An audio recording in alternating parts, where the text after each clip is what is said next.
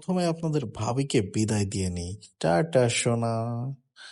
তারপরে বাইক বের করে আপনাদের সঙ্গে বাকি কথা বলছি যে কোথায় যাচ্ছি, কি করছি বা কেন যাচ্ছি। হ্যালো বন্ধুরা, আসসালামু আলাইকুম। কেমন আছেন আপনারা সবাই? আশা করছি আপনারা সবাই ভালো আছেন। তো অনেক অনেক দিন পর আজ আমি চলে এসেছি আপনাদের মাঝে নতুন আরো একটি ভ্লগ নিয়ে। আর এটি হচ্ছে আমার ডেইলি ভ্লগের মধ্যে একটি ভ্লগ।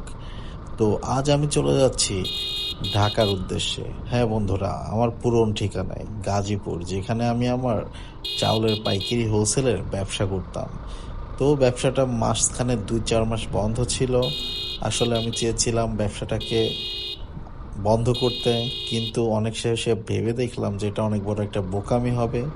কারণ আমার এত সুন্দর ব্যবসাটা বন্ধ করে দেওয়া মোটেও কোনো উচিত কাজ হবে না। তো সেই জন্য আমি আমার আব্বুকে নিয়ে চলে যাচ্ছি গাজীপুরের উদ্দেশ্যে নতুন একটি গোডাউন খুঁজতে, যেখানে বসে আমি আমার ব্যবসা করতে পারবো। তো বন্ধুরা, আজকের এই রাইডটি হবে অনেক ইন্টারেস্টিং এবং অনেক মজাদার, কারণ এখন ঠিক দুপুর 12:30 বাজে, শুক্রবার।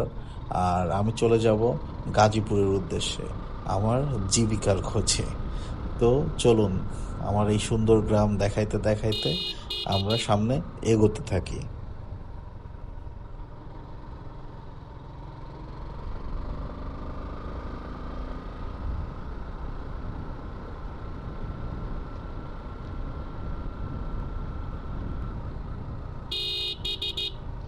তো এই পর্যন্ত হচ্ছে আমার গ্রামের পাকা রাস্তা শেষ, এবং এই রাস্তাটা অনেকদিন ধরে খারাপ পড়েছিল।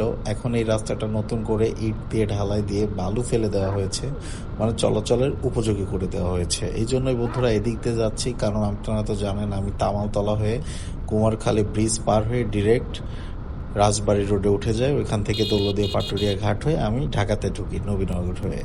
তো এদিক দিয়ে গেলে 4-5 কিলোমিটার সেভ হয়, আর সোজা হয়ে গেলে ইসলাম ইউনিভার্সিটির সামনে দিয়ে যাওয়া লাগে, 5 কিলোমিটার বেশি ঘুরতে হয়।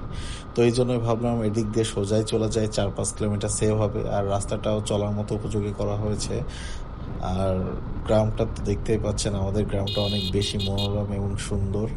দাওয়াত থাকলো আপনাদের আমার গ্রাম ঘুরে দেখতে আসার জন্য। বর্তমানে আমাদের কাঠের সেতু তো অনেক বেশি ভাইরাল হয়ে গেছে, যার জন্য অনেক দূর দূরান্ত থেকে মানুষ আসছে আমাদের গ্রাম ঘুরে দেখতে। তো আপনারাও চাইলে চলে আসতে পারেন আমাদের এই শ্রীরামপুর কাঠের সেতু দেখতে, আমাদের গ্রামটি, সুন্দর গ্রামটি ঘুরে দেখার জন্য।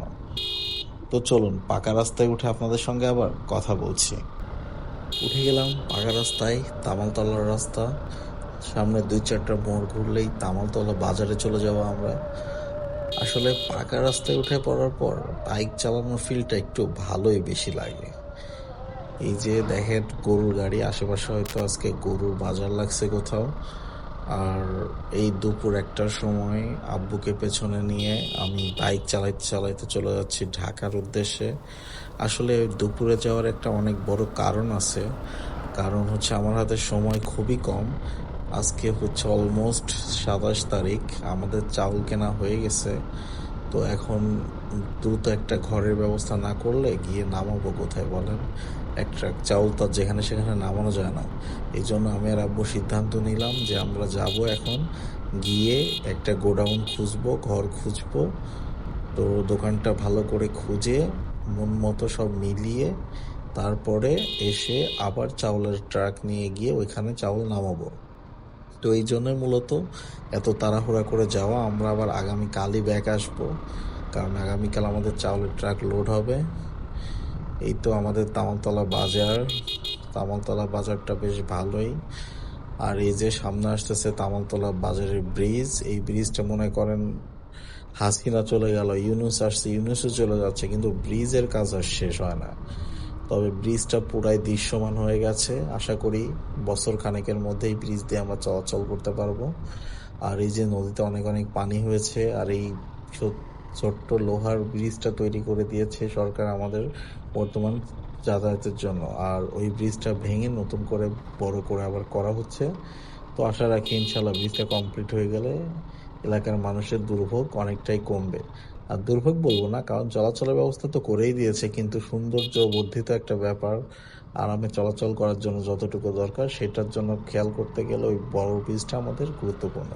তো ডান সাইডে যে রাস্তাটা গেল ওটা গেছে ষোলকুপায়, আর আমরা দেখবো এই যে সোজা বা বাম সাইডের এই রাস্তায়, এই রাস্তাটা দিয়ে সোজা আমরা চলে যাব আপনার হচ্ছে পান্টি বাজার হয়ে কুমোরখালী ব্রিজের দিকে। তো চলুন সামনের দিকে এগিয়ে যাওয়া যাক।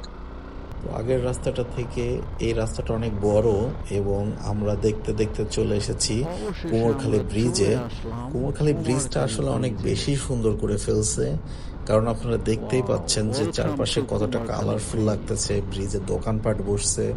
আর বিকাল হইলে তো বিকাল এবং সন্ধ্যার পরে এটা পুরো একটা মেলার মতো জায়গা হয়। আর গড়াই নদীতে তো অনেক পানি দেখা যাচ্ছে। বেশ ভালোই হ্যাঁ, পানি দেখা মাঝখানে যাচ্ছে, বৃষ্টির অনেকদিন জন্য পর পানি আসলাম মাছ ধরে বাড়ছে, এখানে।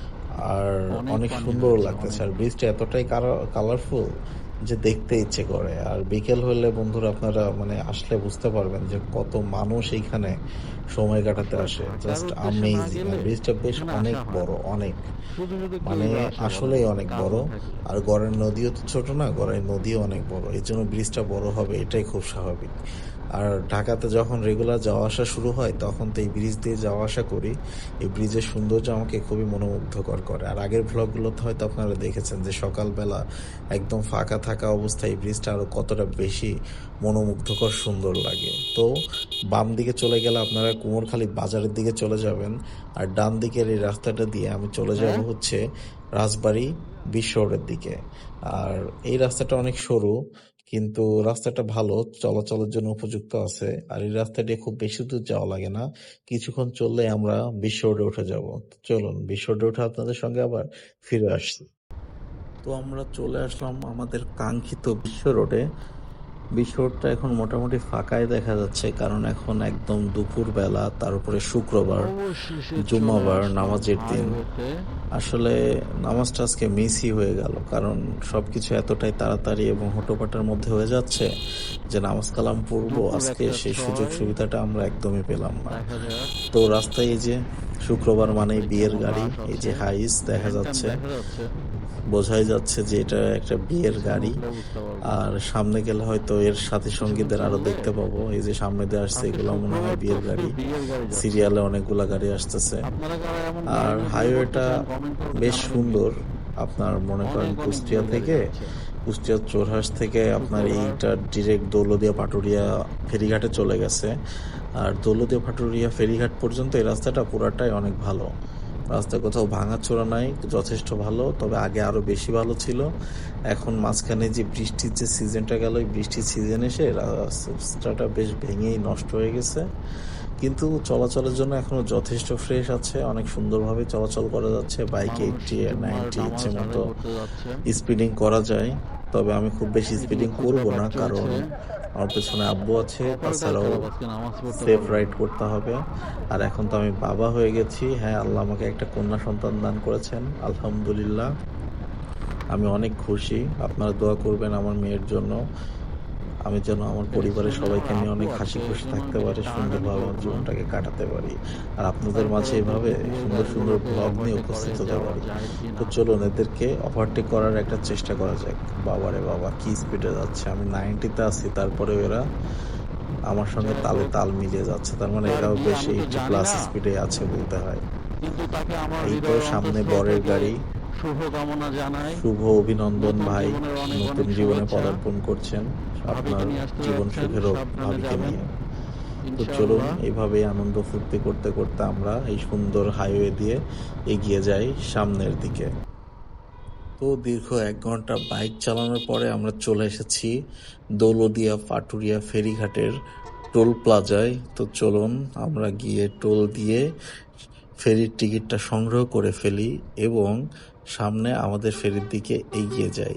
এই অ্যাম্বুলেন্সটা অনেকক্ষণ ধরে আমার সঙ্গে আসছিল এবং শেষমেশ একসঙ্গেই টোল প্লাজায় এসে আমরা পৌঁছালাম। তো আব্বু যাবে ফেরি থেকে, আছে ফেরির টিকিট টিকিট কাটতে কাউন্টারের থেকে দিকে। এখানে আর আমি একটু দেখি আমার হাঁটাহাঁটি আছে করে সব সিস্টেমে। হাত পাটা একটু ছাড়িয়ে এটা নেই। 120, এটা খালি করি তো আপনারা 140 যারা মোট। এদিক দিয়ে আসবেন তারা অবশ্যই এই কাউন্টার থেকে টিকিট সংগ্রহ করে নেবেন, এই নইলে জায়গায় আপনাদেরকে 120 টাকা জমা ভোগান্তিতে দেন, তারপর স্লিপ পড়তে হতে নেন, পারে। তারপর আর ছেড়ে এখানে দিন, অনেক দিলে চিটার সব বাটপার হাঁটিয়ে প্রতারক দিবেন। চক্র দালাল টাইপের লোক থাকে, তাদের কাউকে প্রশ্রয় দিবেন না। আপনি ডিরেক্ট এই যে এই কাউন্টারে যাবেন, আব্বু যেখানে দাঁড়িয়ে আছে ওইখানে গিয়ে 120 টাকা দিলে আপনাকে টিকিট দেবে, এবং ওইখান থেকে এসে পাশের যে কাউন্টারটা আছে ওইখানে শুধু 20 টাকা দিলে আপনাকে আরো একটি ছোট্ট সরকারি টিকিট দেবে। মোট এখানে বাইকে টোল ফি হচ্ছে 140 টাকা।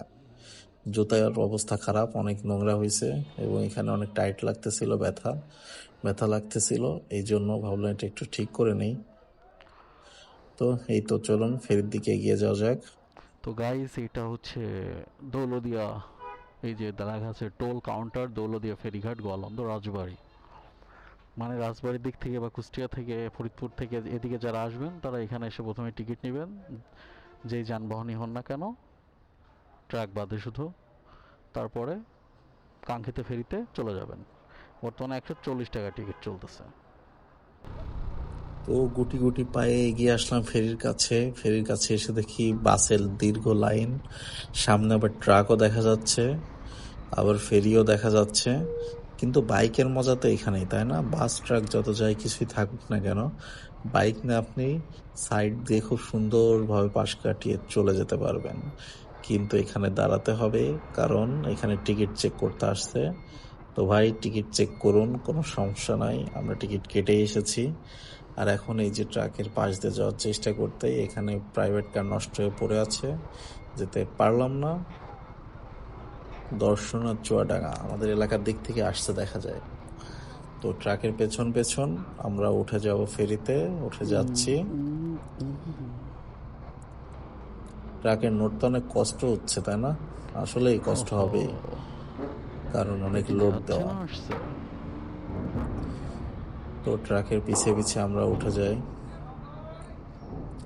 এখান থেকে আব্বুকে বললাম, নামেন। আপনি একটু নেমে যান, কারণ এখানে বেশ উঁচা থাকে। আপনারা বাইক নিয়ে ওঠার সময় একটু সাবধান উঠবেন, নিচে লেগে গেলে আপনারই ক্ষতি হবে। তো আমাকে পাঠিয়ে দেওয়া হচ্ছে চিরাচরিত সব সময়ের মতো একদম সামনে, আর আমি একদম সামনেই চলে আসলাম বাম সাইডে। তো ফেরি পার হয়ে আপনাদের সঙ্গে আবার কথা হচ্ছে। ফেরি তো পার হয়ে ওপারে চলে আসলাম, কিন্তু এই যে ফেরি ড্রাইভার, মানে যিনি ফেরি চালাচ্ছেন, ইনি কি নতুন নাকি বুঝতেছি না। 15-20 মিনিট ধরে ফেরি পাড়ে ফেরানোর চেষ্টা করতেছে, কিন্তু তিনি পারতেছে না। মানে তিনি বারবারই ফেইল। তো তুমি ফেইল। তো যাই হোক, এইবার মনে হচ্ছে হবে, আর এইবার হলেই নেমে যাব। ফেরি থেকে নামার আপনাদের দেখিয়ে লাভ নাই, কারণ সবাই মনে করেন এমন ভাবে তাকিয়ে আছে যেন আমরা চিড়িয়াখানার জন্তু। ঠিক আছে, কারণ তারাও ফেরিতে উঠবে, এই জন্যই তারা তাকিয়ে আছে। তো চলুন রাস্তায় উঠে যাওয়া যাক। তো ফেরি থেকে নেমে আবার 1 ঘন্টা রাইড করে চলে এসেছি বাইপেল নবীনগরের রাস্তায়। তো নবীনগর ঢুকে গেলাম, আর সামনে নবীনগর ঢুকতেই জ্যাম শুরু হয়ে গেল। ঢাকা শহরের চিরাচরিত রূপ। তারপরেও ঢাকা শহরের গন্ধ অনেকদিন পর পেলাম, অনেক ভালো লাগতেছে। আর ভালো লাগার সাথে সাথে এই যে ঢাকা শহরের টেসলার আক্রমণ শুরু হয়ে গেল। টেসলা দিয়ে একদম ঢাকা শহরটা ভরে গেছে। আর এদিকে আবার দেখি এনসিপিরা নতুন রাজনীতি শুরু করছে। কি দেশ স্বাধীন হইল রে ভাই! কোটায়, যে কোটা নিয়ে এত কিছু, সেই কোটা নিয়ে এখন উপদেষ্টা সমন্বয়ক হয়ে বসে আছে। যাই হোক, দেশের রাজনীতি নিয়ে কিছু বলতে চায় না। নষ্ট দেশ, নষ্ট রাজনীতি। আসলে এই নষ্ট রাজনীতিবিদদের জন্য নিজের দেশকে বারবার খোঁটা দেওয়া লাগে। নেটওয়ার্কে সরি কারে বাংলাদেশ, দেখাবে মুখ কাফে। তোমার কোনো দোষ নেই। দোষ তো আমাদের, এই নষ্ট মানুষের, নষ্ট ব্যক্তিত্বে, নষ্ট রাজনীতির। যাই হোক, চলে এসেছি গাজীপুরে। এই যে জিরানি থেকে ডিরেক্ট ঢুকেছিলাম ভেতর দিয়ে, মাজার হয়ে আসলাম এখন মৌচাক। তো মৌচাক মানে তো আমার গন্তব্যের কাছে চলেই আসলাম, বুঝতেই পারছেন। তো বেশি কথা না বাড়িয়ে আজকের মতো তোরা এখানে আইসে বিদায় তো টাকা নিচ্ছি। কামাতে। ফিরে আসবো ভিন্ন কোনো ভিডিওতে, ভিন্ন কোনো বিষয় নিয়ে। ততদিন পর্যন্ত আমরা এই থাকবো ভালো, উপদেশটা আমরা কয়টা থাকবো কামাইছে? সুন্দর, আমরা থাকবো সুস্থ। খোদা হাফেজ। Thanks for watching.